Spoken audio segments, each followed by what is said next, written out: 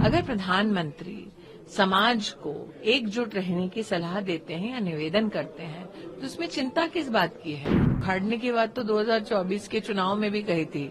सरकार में है ना आज हम, जिन्होंने वोट लेने के लिए 1 तोला सोना का वादा किया था जनता से, जनता अभी तेलंगाना में उनको ढूंढ रही है। जनता सजग है, जनता सचेत है और जनता विकास के लिए भाजपा को ही वोट करेगी। अगर कोई बट नहीं रहा है तो फिर अघाड़ी के सामने फहरिस्त क्यों आ रही है मांगों की, जिसमें ये भी लिखा है कि वक्फ का बिल आप समर्थन ना दें?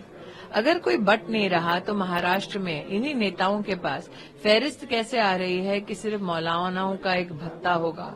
अगर कोई बट नहीं रहा है तो फहरिस्त क्यों आ रही है कुछ ऐसे मुद्दों पर जो सिर्फ और सिर्फ एक विशेष धर्म के साथ संबंधित हैं?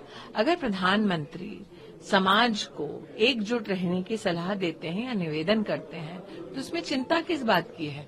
अगर समाज को बांटने की बात करते होंगे तो आप चिंता व्यक्त कीजिए ना। मैंने पहली बार देखा है कि जनता को सेफ रखना पाप हो गया है।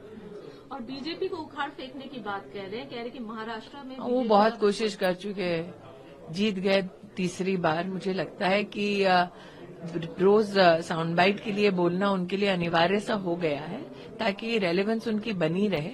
लेकिन ये सत्य भी है, उखाड़ने की बात तो 2024 के चुनाव में भी कही थी। सरकार में है ना आज हम। मैम, आपको क्या लगता है 3 मुख्यमंत्री आए हैं कांग्रेस शासित राज्य के, आपने शिव कुमार जी को मुख्यमंत्री घोषित कर दिया क्या? मुख्यमंत्री पहुंचे हुए हैं। देखिए, कांग्रेस का समोसा कॉकस आया है महाराष्ट्र में झूठ का नया कारोबार लेकर, लेकिन जिन 3 प्रतिनिधियों को कांग्रेस पार्टी ने महाराष्ट्र में भेजा है वो अपने आप में काफी अनोखे हैं। एक, जिनसे भ्रष्टाचार शब्द बहुत कीनली जुड़ा हुआ है कर्नाटक में, जो कांग्रेस के वोट की शायद इतनी चिंता नहीं करते जितना कि वो कैसे सीएम बन जाए उसकी चिंता करते हैं। तो पॉलिटिकली अनस्टेबल करना अपने राज्य को, ये उनका एक प्रतीक है। दूसरे आए हैं जिन्होंने वोट लेने के लिए 1 तोला सोना का वादा किया था जनता से, जनता अभी तेलंगाना में उनको ढूंढ रही है।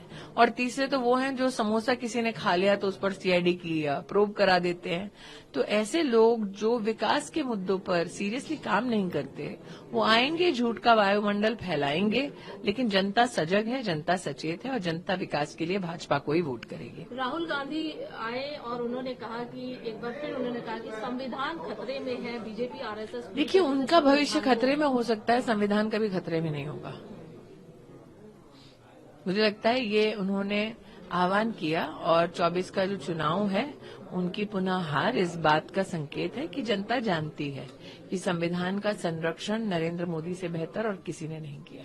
लाडली बहना योजना एक बहुत ही महत्वपूर्ण योजना है, लेकिन उसी के तर्ज पर कांग्रेस भी महालक्ष्मी योजना लेकर। कॉपी कैट सिंड्रोम कांग्रेस के लिए पुराना है। आपको मैं याद दिला दूं, लाडली बहन और लाडली लक्ष्मी योजना की विशेष शुरुआत 2007 में मध्य प्रदेश में शिवराज सिंह चौहान जी जब मुख्यमंत्री थे तब से हुई थी। तो महिला को जन्म से लेकर शिक्षा से लेकर शादी तक का कहीं न कहीं आर्थिक समर्थन देने का जो खाका है वो भारतीय जनता पार्टी के नेतृत्व ने ही प्रस्तुत किया था जनता के सामने।